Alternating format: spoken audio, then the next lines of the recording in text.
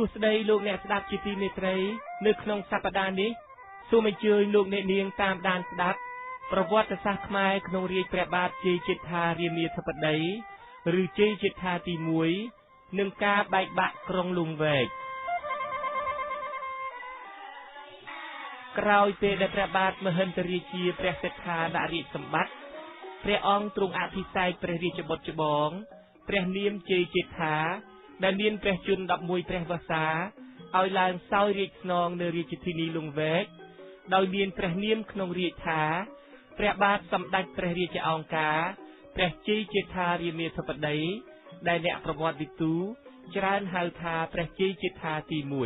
1ដោយព្រះជ័យជេដ្ឋារាមាធិបតីទ្រង់នៅក្មេងពេកអំណាចទាំងអស់ត្រូវស្ថិតនៅក្នុងកណ្ដាប់ដៃរបស់ព្រះឧបជោរាជានុសិទ្ធគឺព្រះមហិន្ទរាជាព្រះសិទ្ធាជាព្រះបិតាព្រះអង្គដដែលដោយសារការប្រព្រឹត្តអំពើមិនសមរម្យមានការរំលាយព្រះនិងលើកកូនក្មេងឲ្យឡើងសោយរាជគ្រប់គ្រងព្រះនគរដូច្នេះ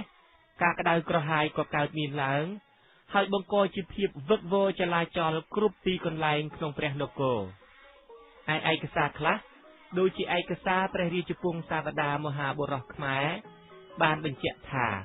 ប្រផ្នូលអាក្រក់បានកើតមានឡើងគ្រប់ទិសទីព្រះខ័នឡើងស្នឹមតាំងពីត្រឹមត្រីសូររហូតដល់គល់ទាំងសងខាងអាងទឹកសម្រាប់ព្រះមហាក្សត្រនៅភូមិបាននន់បាត់ដំបងរីងហួតអស់រលីងទឹកសម្រាប់មន្ត្រីល្អក់ខាប់ខួរទឹកសម្រាប់រាជឡើងក្រហមច្រាលដូចឈាមដំបូកឃ្លាំងមឿងនៅខេត្តពោធិ៍សាត់ប្រែរិចរិលអស់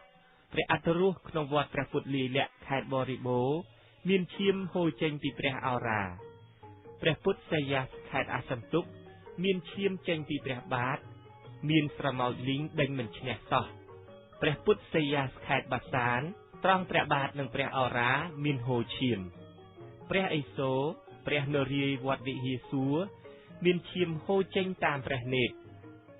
ព្រះជ្រៃបាក់មែកទិសខាងកើតលាក់នឹងលាក់ម្យ៉ាងទៀតដោយមានចិត្តប្រមាថគិតថាសៀមមិនអាចមានកម្លាំងវាយយកបន្ទាយលង្វែកបានហើយជឿថាសៀមរៀងចាលែងហ៊ានលើកទ័ពមកទៀតផងខ្មែរមួយចំនួនទាំងមន្ត្រីទាំងរាជទាំងរាយពល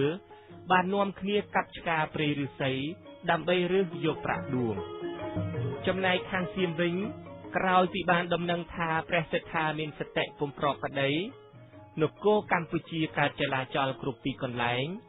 ហើយគុំឫស្សីដែលជារបងយ៉ាងក្រាស់របស់បន្ទាយលង្វែកនោះ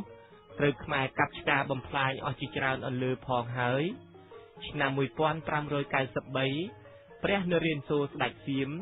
ក៏លើកទ័ពចំនួន 150,000 នាក់ឯកសារខ្លះថា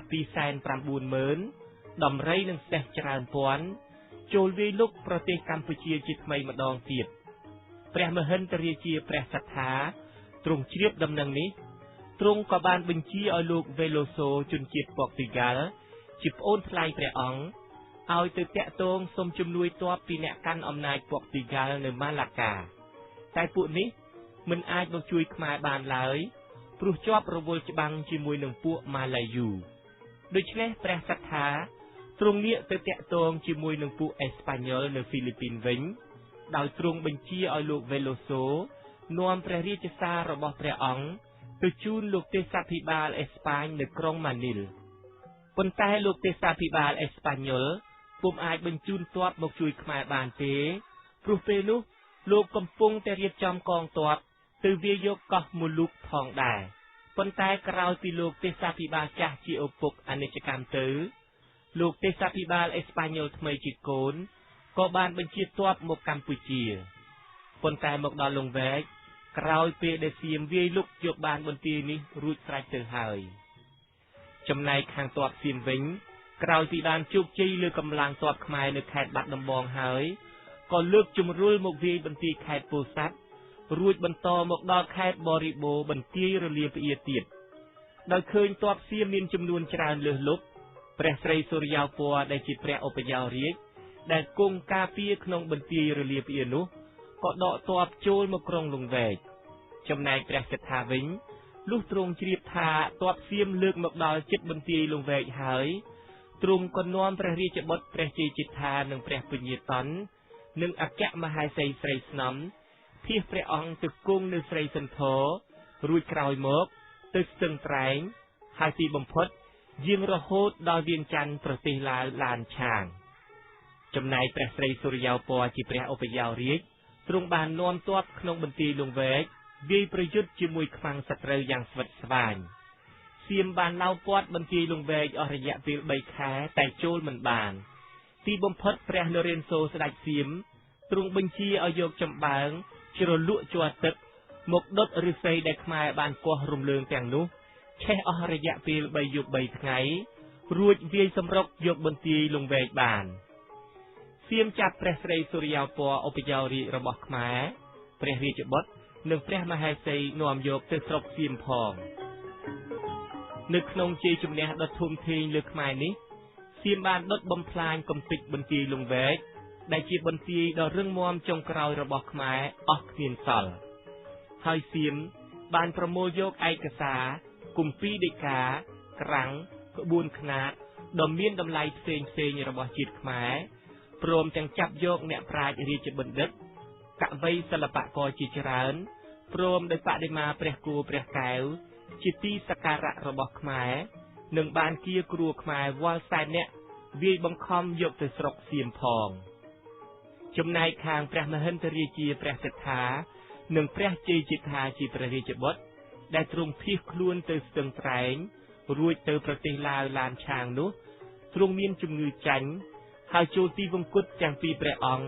នៅទីនោះក្នុងឆ្នាំនោះទៅ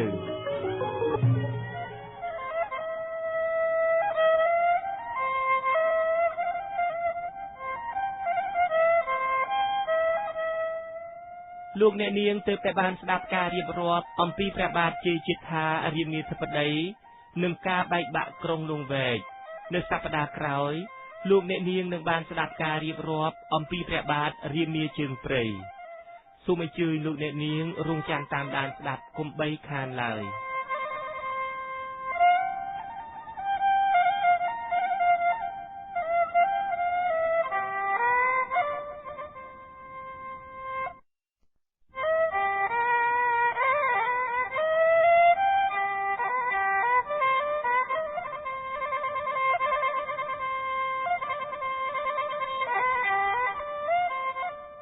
សួស្តីលោកអ្នកស្ដាប់ជាទីមេត្រី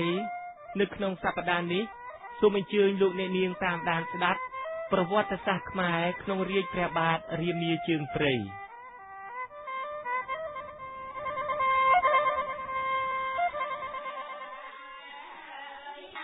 ព្រះចៅនរានសូរស្ដេចសៀមក្រោយពីបានជ័យជំនះលើខ្មែរហើយក៏ទ្រង់តែងតាំងមន្ត្រីសៀមនិងពលទាហាន 2000 នាក់ឲ្យនៅក្នុងស្រុកឧដុង្គដើម្បីត្រួតត្រាកិច្ចការប្រទេសខ្មែរឯព្រះអង្គទ្រង់នាំទ័ពរាយពលយាងត្រឡប់ទៅក្រុងអយុធ្យាវិញពេលនោះសម្ដេចព្រះរាមាធិបតីអង្គនៅខេត្តជើងព្រៃដែលអ្នកផងនិយមហៅថាព្រះរាមាជើងព្រៃដែលជាព្រះញាតិរបស់ព្រះមហិន្ទរាជាព្រះសិទ្ធាទ្រង់បានកេណ្ឌទ័ពទៅវាយកម្ចាត់ពួកសៀមនៅឧដុង្គនោះឲ្យបរាជ័យហើយដកទ័ពរត់ត្រឡប់ទៅស្រុកវិញអស់ក្នុងឆ្នាំ1594នៃគ្រិស្តសករាជហើយព្រះអង្គទ្រង់ឡើងគ្រងរាជ្យនៅរាជធានីស្រីសន្ធរដោយមានព្រះនាមក្នុងរាជថាព្រះរាមាធិបតីបរមរាជាធិរាជព្រះរាមាធិបតីព្រះរាមជើងព្រៃទ្រង់គ្រងរាជ្យបានតែ3ឆ្នាំប៉ុណ្ណោះក្នុងខែមករាឆ្នាំ1596លោកវេឡូសូជាប្អូនថ្លៃព្រះសិទ្ធានិងស្ម័គ្របក្សពួកដែលឯកសារខ្លះថាបានទៅស្រុកកំណើតឯកសារខ្លះថាត្រូវបានព្រះមហិន្ទរាជាព្រះសិទ្ធាបញ្ជាឲ្យទៅសុំជំនួយពីលោកទេសាភិបាលអេស្ប៉ាញ៉ុលនៅហ្វីលីពីនបានត្រឡប់មកដល់ប្រទេសកម្ពុជាវិញដោយនាំទាំងកម្លាំងទ័ពជំនួយមួយចំនួនមកផងពេលមកដល់វេឡូសូដឹងថាក្រុងលង្វែកបានត្រូវវាយបែកដោយទ័ពសៀមរួចហើយព្រះមហិន្ទរាជាព្រះសិទ្ធានិងព្រះញាតិវង្សមួយចំនួនទ្រង់បានភៀសខ្លួនទៅប្រទេសលាវហើយមានព្រះរាជាថ្មីគឺព្រះរាមាជើងព្រៃបានឡើងសោយរាជ្យនៅប្រទេសខ្មែរដូច្នោះក៏មានការអាក់អន់ស្រពន់ចិត្តជាខ្លាំង ពាប់ជួនជាខែមេសានៃឆ្នាំនោះមានចំនួនរវាងពួកឈ្មួញចិននិងពួកទាហានជើងទឹកអេស្ប៉ាញ៉ុលបានកើតឡើងហើយដែលបានធ្វើឲ្យឈ្មួញចិនប្រមាណ100នាក់ស្លាប់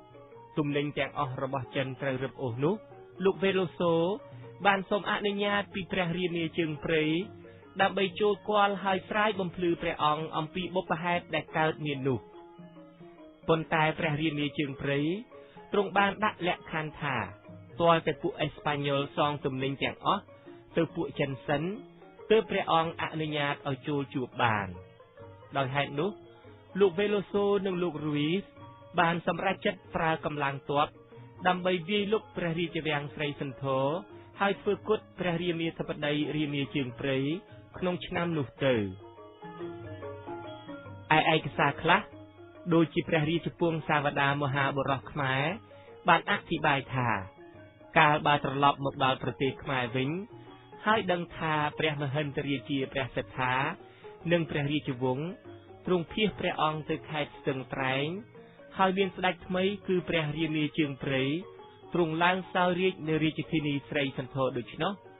លោកវេឡូសូនិងស្ម័គ្របកពួកបានធ្វើអបាយកលជាសុំចូលគាល់ព្រះរាមាជើងព្រៃដោយនាំយកកាំភ្លើងវែងមួយចំនួននិងកាំភ្លើងខ្លីក្រុមនេះយ៉ាងល្អដែលខ្លួនទើបនឹងបានមកយកទៅថ្វាយព្រះអង្គដើម្បីសុំជ្រកក្រោមបុណ្យព្រះបារមីព្រះរាមាធិបតីព្រះរាមជើងព្រៃមិនបានជ្រាបពីអបាយកលនេះ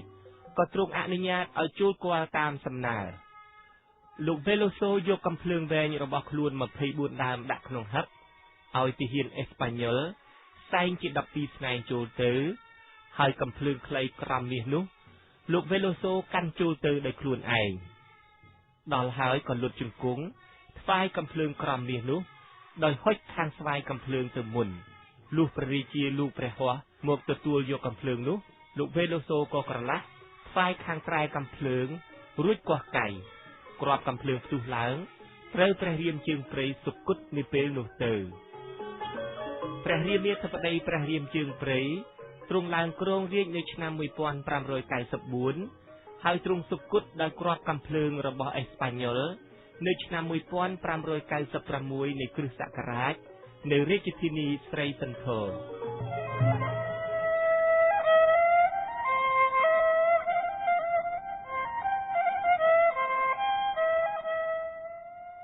លោកអ្នកនាងទើបតែបានស្ដាប់ការរៀបរាប់អំពីព្រះបាទរាមាជើងព្រៃ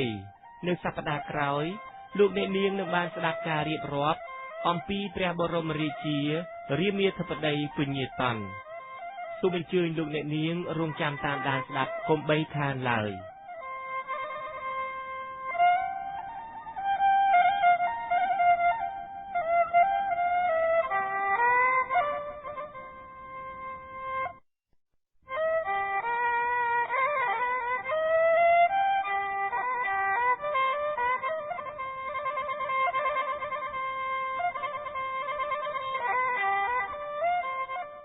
សួស្តីលោកអ្នកស្ដាប់ជាទីមេត្រី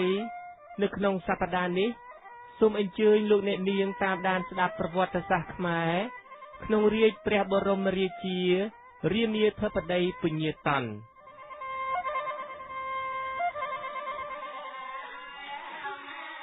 ក្រោយពីធ្វើគុតព្រះរាមាជើងព្រៃបានហើយវេឡូសូនិងស្ម័គ្របកពួកបានធ្វើដំណើរទៅតាមរកព្រះមហិន្ទរាជាព្រះសទ្ធានិងព្រះរាជវង្សរបស់ព្រះអង្គដោយព្រះសិទ្ធាក៏សុគតហើយព្រះជ័យជេដ្ឋាជាព្រះរាជបុត្រច្បងក៏សុគតទៅទៀតវេឡូសូក៏យាងព្រះអង្គតនដែលជាព្រះរាជបុត្រកណ្ដាលរបស់ព្រះមហិន្ទរាជាព្រះសិទ្ធានោះពីទីក្រុងវៀងច័ន្ទប្រទេសឡាវឡានឆាងឲ្យមកសោយរាជ្យនៅស្រីសន្ធរដោយមានព្រះនាមក្នុងរាជថាព្រះបាទសម្ដេចព្រះរាជាអង្គការបរមរាមាធិបតីព្រះបរមរាមាធិបតីពញាតនទ្រង់ត្រេកអរណាស់នឹងបានទទួលរាជសម្បត្តិនេះដើម្បីជាកិច្ចតបស្នងសងគុណចំពោះលោកវេឡូសូនិងលោករូវីសដែលបានជួយព្រះអង្គនោះព្រះអង្គទ្រង់បានតែងតាំងលោកវេឡូសូឲ្យឡើងជាស្ដេចត្រាញ់ខេត្តត្បូងឃ្មុំឯកសារខ្លះថាបាននាមបាភ្នំហើយតែងតាំងលោករូវីសឲ្យជាស្ដេចត្រាញ់នៅខេត្តទ្រាំង ដោយសារមានការមិនសប្បាយចិត្តនឹងព្រះរាជាពញាតនដែលទ្រង់លើកជនបរទេសឲ្យធ្វើជាអ្នកត្រួតត្រាលើប្រជារាស្ត្រខ្លួនដូច្នោះពួកចាមជ្វានៅខេត្តត្បូងឃ្មុំក្រោមការដឹកនាំរបស់បោរៈនិងលក្ស្មាណាក៏បានបះបោរឡើងប៉ុន្តែព្រះរាមាធិបតីពញាតនបានបញ្ជាឲ្យលោកវេឡូសូនិងលោករវីសវាយបង្ក្រាបឲ្យរៀបទៀបទៅវិញបានឯកសារខ្លះបញ្ជាក់ថាព្រះរាមាធិបតីពញាតនក៏មានព្រះទ័យដោយព្រះមហិន្ទរាជាព្រះសត្ថាជាព្រះបិតាព្រះអង្គដូច្នោះដែរដើម្បីពង្រឹងអំណាចរបស់ព្រះអង្គនិងការចង់គេចឲ្យផុតពីការគៀបសង្កត់របស់សៀមផងព្រះអង្គបានខិតខំផ្ញើសារលិខិតទៅតាក់ទងជាមួយពួកអេស្ប៉ាញ៉ុលនៅក្រុងម៉ានីលដើម្បីឲ្យជួយបញ្ជូនកម្លាំងទ័ពនិងអ្នកផ្សាយសាសនាគ្រិស្តមកកម្ពុជាដោយទ្រង់សន្យាថានឹងជួយសង់ព្រះវិហារគ្រិស្តនិងទ្រង់អនុញ្ញាតឲ្យជនជាតិខ្មែរចូលសាសនាគ្រិស្តតាមជំនឿរបស់ខ្លួនផងប៉ុន្តែការខំប្រឹងប្រែងធ្វើទំនាក់ទំនងរបស់ព្រះអង្គនោះមិនបានលទ្ធផលល្អទេពិតមែនតែគេឃើញបុព្វជិតគ្រឹះសាសនាខ្លះបានមកដល់កម្ពុជាតែពួកនេះស្ថិតក្នុងភាពមិនសូវនឹងនរទេម្យ៉ាងទៀតអ្វីត្បិតតែនៅឆ្នាំ1598លោកលូវីសពេរេដាស់ម៉ារីណាបានខំដឹកនាំទាហានអេស្ប៉ាញ៉ុលចំនួន200នាក់និងអ្នកផ្សាយសាសនាមួយចំនួនធ្វើដំណើរតាមនាវាតម្រង់មកកម្ពុជាតាមការស្នើសុំក្តីតែជាអកុសលនាវានោះត្រូវវង្វេងផ្លូវដោយប៉ះនឹងមហាព្យុះសង្ឃរាបក់បោកឲ្យទៅទើនៅជិតខេត្តកងតុងប្រទេសចិនឯនោះទៅវិញឯជនដែលនៅរស់រានមានជីវិតត្រូវត្រឡប់ទៅក្រុងម៉ានីលវិញតាមម៉ាកាវដោយមិនទាំងបានឃើញឆ្នេរសមុទ្ររបស់ខ្មែរផងក្រោយនោះកប៉ាល់មួយដែលមានបេសកកម្មស្វែងរកជនរងគ្រោះដែលដឹកនាំដោយទាហាននិងបុព្វជិតខ្លះបានមកដល់ទន្លេចតុមុខនៅគ្រិស្តសករាជ1599ពេលនោះជម្លោះមួយបានកើតមានឡើងរវាងពួកនាវិកអេស្ប៉ាញ៉ុលនិងពួកជ្វាព្រះរាជាទ្រង់បញ្ជាឲ្យលោកវេឡូសូនិងលោករវីសដែលធ្លាប់បានទទួលជោគជ័យម្ដងហើយលើការបះបោររបស់ចាមជ្វានោះទៅធ្វើអន្តរាគមន៍ប៉ុន្តែលើកនេះលោកទាំងពីរត្រូវពួកបះបោរសម្លាប់បានទាំងពីរនាក់នៅក្នុងសមរភូមិចតុមុខនោះទៅព្រះរាមាធិបតីពញាតនទ្រង់បានជ្រាបដំណឹងនេះទ្រង់ពិរោធណាស់ក៏ទ្រង់បានលើកទ័ពផ្ទាល់ព្រះអង្គចូលទៅសមរភូមិដើម្បីសងសឹកឲ្យអ្នកទាំងពីរតែទីបំផុតព្រះអង្គក៏ត្រូវពួកបះបោរវាយលុកហើយធ្វើគុតព្រះអង្គបានទៅទៀតនៅក្នុងសមរភូមិនោះក្នុងព្រះជន្ម21ព្រះវស្សានោះទៅចំណែកឯកសារព្រះរាជពង្សាវតារមហាបុរសខ្មែរបាននិយាយផ្សេងទៅវិញអំពីការសុគតរបស់ព្រះរាមាធិបតីពញាតននេះឯកសារនោះបាននិយាយថាព្រះពញាតនជាស្ដេចមិនសូវយកចិត្តទុកដាក់នឹងកិច្ចការផែនដីទេទ្រង់បណ្ដេតបណ្ដោយតាមតែសម្ដីពួកមន្ត្រីសថ្ងដែលចូលចិត្តបំផ្លាស់បញ្ជូរបញ្ចែកបញ្ចាលពេលដែលមានការបះបោររបស់ពួកចាមជ្វានៅខេត្តត្បូងឃ្មុំនោះ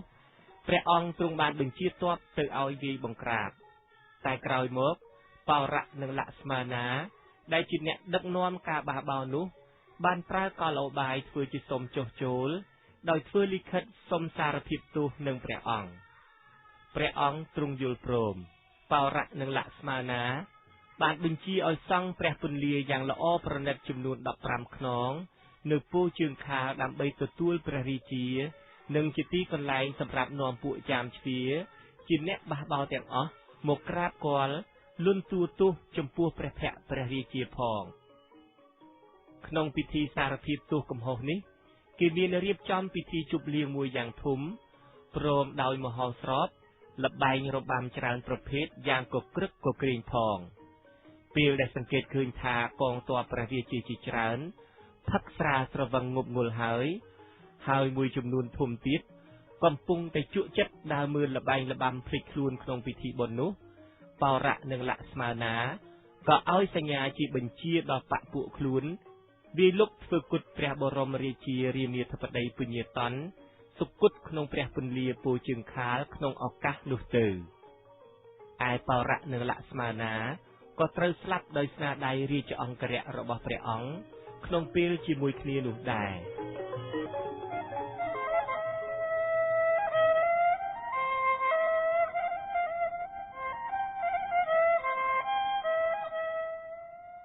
លោកអ្នកនាងទើបតែបានស្ដាប់ការរៀបរាប់អំពីព្រះបរមរាជារាមាធិបតីពញាតននៅសប្តាហ៍ក្រោយលោកអ្នកនាងនឹងបានស្ដាប់ការរៀបរាប់អំពីព្រះបរមរាជារាមាធិបតីពញាអនសូមអញ្ជើញលោកអ្នកនាងរងចាំតាមដានស្ដាប់កុំបីខានឡើយ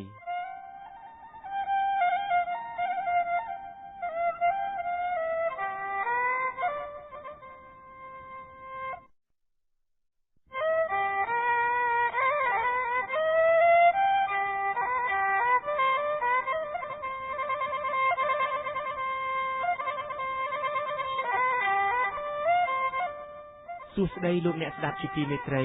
ក្នុងសប្តាហ៍នេះសូមអញ្ជើញលោកអ្នកនាងតាមដានស្ដាប់ប្រវត្តិសាស្ត្រខ្មែរក្នុងរាជ្យព្រះបរមរាជារាមាធិបតីពញាអននិងសម្ដេចព្រះកែវវាពញាញោម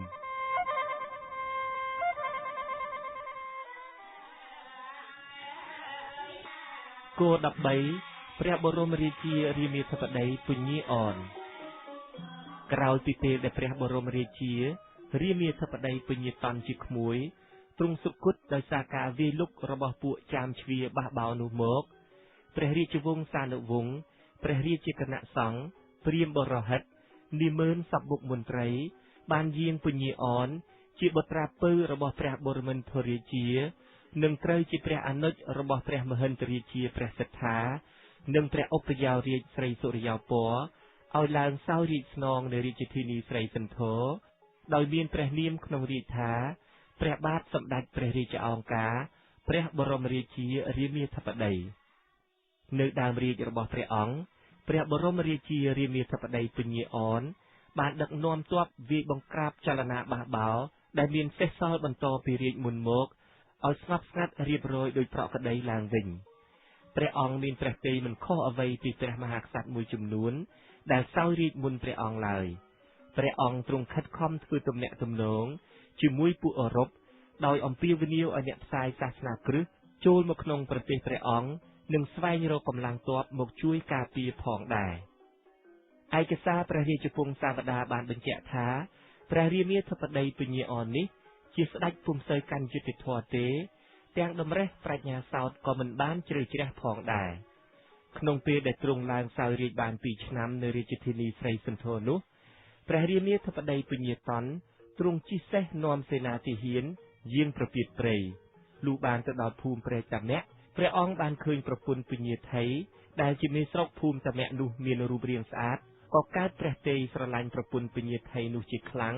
ហើយទ្រង់បញ្ជាឲ្យចាប់នាងដោយបង្ខំនាំយកទៅព្រះរាជវាំងស្រីសន្ធរដោយសារនាងមានភក្តីភាពស្មោះត្រង់នឹងប្តីនាងមិនព្រមផិតក្បត់តាមការគំរាមរបស់ព្រះរាជានោះទីបំផុត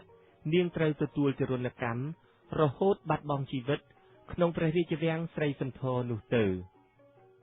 ដោយមានកំហឹងយ៉ាងខ្លាំងចំពោះអំពើជិះជាន់អមនុស្សធម៌របស់ព្រះរាមាធិបតីពញាអននេះនិងដើម្បីសងសឹកជួសភរិយាជាទីស្រឡាញ់របស់ខ្លួនផងពញាថៃក៏បានរត់ទៅពឹងបន់សម្ដេចព្រះរាមកែវព្រះភ្លើងដែលមានទីតាំងនៅភ្នំពេញត្រង់ភូមិមួយតាមដងទន្លេបាសាក់ត្រង់ចន្លោះវត្តស្វាយពពែនិងវត្តឋានសពថ្ងៃនេះឲ្យជួយយកអាសាក្នុងឱកាសបុណ្យចម្រើនព្រះជន្មវស្សាព្រះមហាក្សត្រព្រះបរមរាជារាមាធិបតីពញាអននោះពិសេសក្នុងពេលយប់ដែលស្ដេចផែនដីអង្គនេះត្រូវយាងចេញអុជកម្មជ្រួចរន្ទាផ្ទាល់ព្រះហស្ថព្រះអង្គនោះព្រះរាមកែវព្រះភ្លើងនិងទ័ពរបស់ខ្លួនដែលបានទៅបង្កប់ក្នុងពិធីបុណ្យនោះដែរក៏វាយលុកធ្វើគុតពញាតនសុគតក្នុងពិធីបុណ្យចម្រើនព្រះជន្មក្នុងឆ្នាំ1600នៃគ្រិស្តសករាជនោះទៅគោ14សម្ដេចព្រះកែវវាពញាញោមក្រោយពីព្រះបរមរាជារាមាធិបតីពញាអនដែលបានរំលោភលើភរិយាពញាថៃជាមេស្រុកព្រែកតាមាក់រួចត្រូវព្រះរាមកែវព្រះភ្លើងនិងស្ម័គ្របពពួកវាយលុកសុគតទៅព្រះរាជវង្សានុវង្សព្រះរាជាគណៈសង្ឃព្រាហ្មណ៍បរហិតនិមឺនសពបុកមន្ត្រីពិសេសគឺព្រះទេវីក្សត្រី ដែលជាព្រះរាជបុត្រីរបស់ព្រះច័ន្ទរាជាហើយត្រូវជាព្រះអាយកាគឺជីដូនក៏ថ្វាយរាជសម្បត្តិទៅពញាញោមជាព្រះរាជបុត្រពៅរបស់ព្រះមហិន្ទរាជាព្រះសិទ្ធាឲ្យសោយរាជស្នងនៅរាជធានីស្រីសន្ធរដដែលដោយមានព្រះនាមក្នុងរាជថាសម្ដេចព្រះកែវវាពញាញោមដល់ឆ្នាំ1601ព្រះអង្គបានលើករាជធានីពីស្រីសន្ធរមកតាំងនៅចតុមុខគឺភ្នំពេញវិញសម្ដេចព្រះកែវវាពញាញោមនេះក៏ដូចជាស្ដេចខ្មែរពីរបីអង្គដែលសោយរាជមុនព្រះអង្គដូច្នោះដែរគឺមិនសូវយកចិត្តទុកដាក់នឹងកិច្ចការប្រទេសជាតិឬសុខទុក្ខរបស់ប្រជារាស្ត្រព្រះអង្គឡើយបើតាមឯកសារព្រះរាជពង្សាវតារមហាបុរសខ្មែរថាព្រះអង្គពុំសូវយកព្រះទ័យទុកដាក់នឹងកិច្ចការផែនដីឡើយព្រះអង្គសពព្រះទ័យទៅនឹងបណ្ដាលឆ្កែគង់សេះដេញសัตว์ចាក់ជុងបង្កាត់ចាក់គ្រួចចាក់ទទាមន់ព្រៃនិងលលោកជាធម្មតាទ្រង់នាំក្រុមបណ្ដាជាខ្ញុំប្រពៀតព្រៃបៀតបៀនកូនប្រពន្ធមន្ត្រីរាស្ត្រជានិច្ចជាកាលអាស្រ័យដោយអំពើមិនល្អនេះហើយទើបកើតមានសេចក្តីក្តៅក្រហាយក្នុងព្រះនគរជាខ្លាំងកើតមានចោរលួចចោរប្លន់មនុស្សចាប់គ្នាលក់ក្នុងព្រះនគរដូចសត្វដេរិឆានដែលអត់សង្ឃឹមថានឹងស្វែងរកបាននៅព្រះរាជាដែលទ្រង់ប្រកបដោយទសពិធរាជធម៌គិតពីវាសនាប្រទេសជាតិនឹងយកព្រះទ័យទុកដាក់នឹងទុកសោករបស់ប្រជារាស្ត្រព្រះទេវីក្សត្រីដែលត្រូវជាព្រះមាតុច្ឆាម្ដាយមីងក៏ប្រជុំអស់នាម៉ឺនសព្វមុខមន្ត្រីព្រះរាជាគណៈសង្ឃធ្វើសារលិខិតទៅថ្វាយព្រះចៅសៀមគឺព្រះពុទ្ធចៅនរានសូរសូមឲ្យព្រះសូរិយោពណ៌ជាក្មួយដែលព្រះចៅសៀមទ្រង់ចាប់យកទៅកាលសៀមវាយបែកក្រុងលង្វែកឆ្នាំ1593នោះឲ្យបានវិលត្រឡប់មកប្រទេសវិញដើម្បីសោយរាជសម្បត្តិក្នុងព្រះនគរនិងអាលឲ្យសមណៈជីព្រាមនាម៉ឺនសព្វមុខមន្ត្រីនិងរាជប្រជាបានសុខសាន្តតរៀងទៅព្រះនរានសូរព្រះចៅសៀមក៏ទ្រង់យល់ព្រមអនុញ្ញាតឲ្យព្រះស្រីសុរិយោពណ៌ត្រឡប់មកប្រទេសកម្ពុជាវិញតាមការស្នើសុំប៉ុន្តែទ្រង់បង្ខាំងទុកព្រះរាជបុត្រច្បងរបស់ព្រះអង្គនាមជ័យជេដ្ឋាឲ្យគង់នៅស្រុកសៀមនោះតទៅទៀតសិនដោយមានការឧបត្ថម្ភគាំទ្រពីទ័ពព្រះចៅនរានសូរស្ដេចសៀមផងព្រះស្រីសុរិយោពណ៌ទ្រង់យាងមកដល់ស្រុកខ្មែរក្នុងឆ្នាំ1601ឯឯកសារខ្លះថាឆ្នាំ1603នៃគ្រិស្តសករាជចំណែកព្រះចៅវាពញាញោមដែលត្រូវដកចេញពីរាជបល្ល័ង្កមានការកាត់ទុកមិនសុខចិត្តក៏នាំពួកមន្ត្រីឡែឡរបស់ខ្លួនទៅបំបះបពពួកបានមួយចំនួនក្រោកបះបោប្រឆាំងច្បាំងនឹងព្រះស្រីសុរិយោពណ៌ជាឪពុកមាតែទីបំផុតព្រះចៅវាពញាញោមក៏ត្រូវកងទ័ពខាងព្រះស្រីសុរិយោពណ៌ចាប់បានហើយធ្វើគុតព្រះអង្គទៅនៅឆ្នាំ1603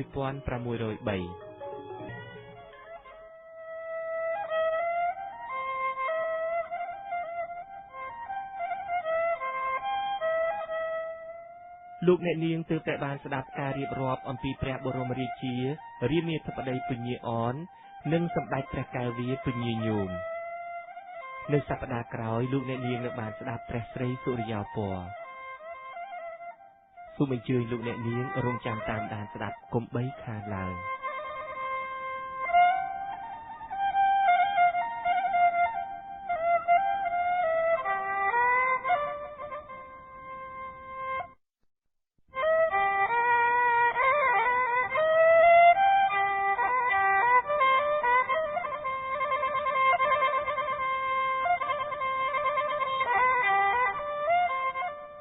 សួស្តីលោកអ្នកស្ដាប់ជាទីមេត្រីនៅក្នុងសប្តាហ៍នេះសូមអញ្ជើញលោកអ្នកនាងតាមដានស្ដាប់ប្រវត្តិសាស្ត្រខ្មែរក្នុងរាជ្យព្រះបាទស្រីសុរិយោពណ៌និងការរៀបចំឲ្យប្រទេសកម្ពុជាបានស្ងប់ស្ងៀមឡើងវិញ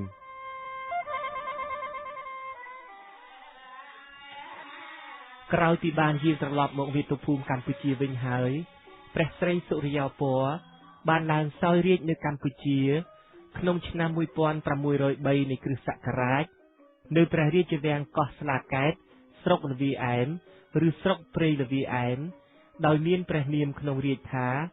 សម្ដេចព្រះរាជអង្ការព្រះស្រីសុរិយោពណ៌បរមរាជានៅក្នុងរាជរបស់ព្រះអង្គព្រះរាជអង្ការស្រីសុរិយោពណ៌ បានប្រឈមមុខនឹងការបះបោរជាច្រើនដូចជាការបះបោររបស់ព្រះកែវវាពញាញោមដែលត្រូវដកចេញពីរាជសម្បត្តិការបះបោររបស់ពពួកចៅហ្វាយខេត្តធំដែលមានងារជាព្រះរាមដូចជាព្រះរាមកែវព្រះភ្លើងព្រះរាមត្បូងឃ្មុំព្រះរាមត្រាំងព្រះរាមបាភ្នំព្រះរាមថ្មគោលព្រះរាមបាទីព្រមទាំងអ្នកសិលដែលប្រកាសតាំងខ្លួនជាស្ដេចដូចជាបាលីកងចក្រជាដើមនៅក្នុងរាជរបស់ព្រះអង្គទ្រង់បានទទួលមេទ័ពឈ្មោះតេជូមាសនិងតេជូយ៉តដែលជាសិស្សជំនិតរបស់តេជូមាសដែលសុទ្ធតែជាមេទ័ពខ្លាំងពូកែហើយបានយកអាសាវាយកំចាត់សត្រូវគ្រប់ទិសទីបានដោយជោគជ័យដូចជាច្បាំងជាមួយពួកព្រះកែវវាពញាញោមដែលត្រូវដកចេញពីរាជបល្ល័ង្កដែលបាននាំស្ម័គ្របកពួកដែលសុទ្ធតែជាពួកមន្ត្រីឡែឡប្រុងឡោមព័ទ្ធធ្វើគុតព្រះស្រីសុរិយោពណ៌ក្នុងពិធីបុណ្យរាជាភិសេកព្រះអង្គឡើងគ្រងរាជ្យក៏ប៉ុន្តែទីបំផុតបកពួកព្រះកែវវាពញាញោមទាំងអស់ត្រូវធ្លាក់ក្នុងអន្ទាក់មេទ័ពស្ដេចផែនដីផឹកស្រាដែលគេដាក់លក់ជាធ្នាក់ស្រវឹងនិយាយអួតលោឡាហើយត្រូវចាប់ខ្លួនបានទាំងអស់ព្រះកែវវាពញាញោមក៏ត្រូវប្រហារជីវិតចោលទៅប៉ុន្តែឯកសារព្រះរាជពង្សាវតារខ្លះនិយាយផ្សេងពីនេះទៅវិញគឺថាដោយការមិនសប្បាយចិត្តពីការដកចេញពីរាជបល្ល័ង្កព្រះកែវវាពញាញោមបានទៅបំបះបំបោររាស្ត្រនៅខេត្តកំពង់ស្វាយនាំចៅមឿងសែននិងចៅមឿងស្ទូងក្រោកធ្វើចម្បាំងប្រឆាំងនឹងព្រះស្រីសុរិយោពណ៌ជាឪពុកមាព្រះស្រីសុរិយោពណ៌ទ្រង់ប្រើទ័ពខ្មែរផងនិងបានសុំជំនួយទ័ពសៀនដែលដឹកនាំដោយព្រះមហាធម្មរាជាបុត្រព្រះនរេនសូរផងដើម្បីបង្ក្រាបការបះបោរនេះទីបំផុតព្រះកែវវាពញាញោមត្រូវចាប់បានហើយត្រូវប្រហារជីវិតតាមច្បាប់ប្រពៃណីច្បាំងនឹងព្រះរាមកែវព្រះភ្លើងដែលខ្លាំងពូកែដែលឯកសារខ្លះថាចេះបែងភាគផងប៉ុន្តែកែវព្រះភ្លើងត្រូវចាប់បានហើយត្រូវប្រហារជីវិតបង់នៅទីអវសានច្បាំងនឹងព្រះរាមបាទីដែលមានបរិវារសុទ្ធតែជាមេធ្មប់ខ្លាំងពូកែ78នាក់និងព្រះរាមត្រាំងដែលមានបរិវារជាអាចារ្យខ្លាំងពូកែទាំង8នាក់ដែលចេះជប់ទ័ពដោយបាចអង្គរឲ្យកើតទៅជាសត្វខ្លាដំរីស្រាំងឪម៉ាល់តតាំងនឹងទ័ពព្រះរាជាតែទីបំផុតត្រូវបន្សាបសិលបានហើយត្រូវចាប់ខ្លួននិងប្រហារជីវិតទាំងពីរនាក់ច្បាំងជាមួយព្រះរាមត្បូងឃ្មុំនិងព្រះរាមបាភ្នំតែអ្នកទាំងពីរត្រូវចាប់បានហើយត្រូវប្រហារជីវិតបានទៀតច្បាំងជាមួយអ្នកសិលខ្លាំងពូកែម្នាក់ដែលបានតាំងខ្លួនជាស្ដេចឈ្មោះព្រះបាទបាលីកងចក្រដែលជាសិស្សរួមគ្រូជាមួយតេជូមាសតែទីបំផុតត្រូវតេជូមាសបន្សាបមុនអាគមគាថាបានហើយបាលីកងចក្រត្រូវចាប់ខ្លួននិងទទួលទោសប្រហារជីវិតវាយជាមួយព្រះរាមថ្មគោលដែលមាននាមដើមពញានូជាព្រះញាតិវង្សទ័ពព្រះរាមថ្មគោលត្រូវទទួលបរាជ័យហើយព្រះរាមថ្មគោលបានសុំចុះចូលវិលមកបម្រើព្រះស្រីសុរិយោពណ៌ជាស្ដេចផែនដីវិញសម្ដេចព្រះរាជអង្ការព្រះស្រីសុរិយោពណ៌បរមរាជាព្រះមហាក្សត្រសិទ្ធមួយអង្គដ៏អង់អាចក្លាហានរាជរបស់ព្រះអង្គខាងដើមពោពេញទៅដោយចម្បាំងរាំងជលហើយត្រូវចំណាយពេលអស់រយៈជាង5ឆ្នាំដើម្បីវាយបង្ក្រាបពួកថ្លើងឡើងចាងមហាតដែលបះបោរហើយកើតមានតាំងពីរាជមុនមកដោយសារអំណាចកណ្ដាលចុះខ្សោយនោះទីបំផុតព្រះអង្គរៀបចំស្រុកទេសឲ្យបានរៀបរយបានសុខសន្តិភាពស្ងប់ស្ងៀមជាធម្មតាឡើងវិញឯកសារខ្លះបាននិយាយថាព្រះស្រីសុរិយោពណ៌ជាព្រះមហាក្សត្រខ្មែរដែលបានទទួលឥទ្ធិពលសៀមយ៉ាងខ្លាំងប៉ុន្តែឯកសាររាជពង្សាវតារមហាបរោះខ្មែរវិញបាននិយាយផ្ទុយទៅវិញថាព្រះអង្គទ្រង់យល់ថានគរសៀមតែងតែបៀតបៀនពាធានគរខ្មែរតាំងពីយូរយារណាស់មកហើយទឹកដីខាងជើងរបស់ខ្មែរក៏ត្រូវបានសៀមរឹបយកអស់ជាច្រើនណាស់ទៅហើយផងដើម្បីរំដោះខ្លួនចេញពីការជិះជាន់របស់សៀមនេះព្រះអង្គមិនបានគិតទៅរកបង្អែកពីពួកអឺរ៉ុបដូចជាព្រះមហាក្សត្រខ្មែរដែលបានសោយរាជ្យមុនព្រះអង្គទេដល់ពេលនោះប្រទេសវៀតណាមបានទន្ទ្រានលេបយកប្រទេសចម្ប៉ាបានជិតអស់ទៅហើយវៀតណាមបានក្លាយទៅជាមហាអំណាចមួយជាអ្នកជិតខាងរបស់ខ្មែរផងព្រះអង្គក៏ទ្រង់ចងសម្ព័ន្ធមេត្រីជាមួយយួនដោយស្ដីដណ្ដឹងព្រះអង្គម្ចាស់ក្សត្រីជៅ បុត្រីព្រះចៅយួនក្រុងវេឲ្យបានជាព្រះអគ្គមហេសីរបស់បុត្រាច្បងរបស់ព្រះអង្គព្រះនាមព្រះជ័យជេស្តាក្នុងបំណងធ្វើឲ្យមានទម្ងន់ស្មើគ្នានៅក្នុងជញ្ជីងមួយសម្រាប់ខ្មែរគឺព្រះអង្គទ្រង់ឆ្លៀងយល់ថាបើសៀមចង់ប្រមាថខ្មែរតទៅទៀតនោះសៀមក៏គង់គិតកោតញញើតដល់ស្ដេចយួនខ្លះជាមិនខានចំណែកខាងយួនវិញបើនឹងប្រមាថខ្មែរក៏គង់គិតកោតញញើតដល់ស្ដេចសៀមខ្លះមិនខានព្រះបាទព្រះរាជអង្ការព្រះស្រីសុរិយោពណ៌បរមរាជាទ្រង់សោយរាជ្យគ្រប់គ្រងរាជប្រជាដោយយុត្តិធម៌ហើយរៀបចំប្រទេសជាតិឲ្យបានសុខសន្តិភាពនិងរីកចម្រើនដល់ឆ្នាំ1618នៃគ្រិស្តសករាជព្រះអង្គទ្រង់ដាក់រាជ្យថ្វាយទៅព្រះរាជបុត្រច្បងរបស់ព្រះអង្គគឺព្រះជ័យជេស្តាដែលវិលត្រឡប់មកពីប្រទេសសៀមវិញឲ្យសោយរាជ្យស្នងព្រះអង្គទ្រង់ចូលទីបង្គត់នៅឆ្នាំ1619គឺមួយឆ្នាំក្រោយពីព្រះអង្គបានដាក់រាជ្យហើយព្រះអធិធិធរបស់ព្រះអង្គត្រូវគេបញ្ចុះនៅព្រះចេតិយត្រៃត្រឹងនៅលើភ្នំព្រះរាជទ្រព្យគឺភ្នំឧដុង្គសព្វថ្ងៃនេះ